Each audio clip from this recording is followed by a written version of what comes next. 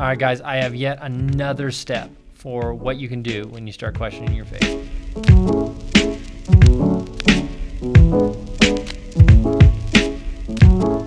My friends, it is great to see you. Pop those biscuits in the oven and get your butter ready. Or gravy. Gravy's good. Gravy solves a multitude of problems. True story. Either way, I want to give you something that can also solve some problems. Sometimes we run into issues with our faith because we see things differently than how we may have been taught from God's Word. Let's let God's Word teach us about another step in questioning our faith and how to handle it. Here it goes.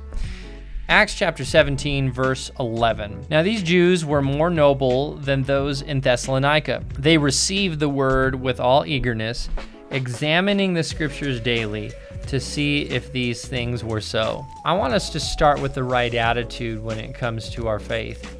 These specific Jews that are mentioned right here are commended because they were eager to hear. I want you, if you're questioning faith, to simply have an eagerness to hear what God's word says. Sometimes people who are close to us or not close to us can make us question things that we have heard.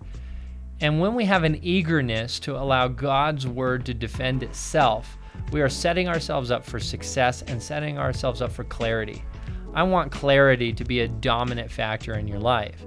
And so, like these Jews, I would really encourage you to have an eagerness to dive into God's word. The second thing they did was they examined. I want you to be eager to hear what God has to say, and I also want you to examine it. I want you to test it, and I want you to interact with it. Not based on other people's claims, based on your own experience. Interact, wrestle with. It takes work. But my friends, when you can come to a conclusion because you were eager to find out and you were well aware of some of the struggles that you were having and wrestled through it, you will have a different conclusion than arriving at things because other people said that's what you were supposed to believe.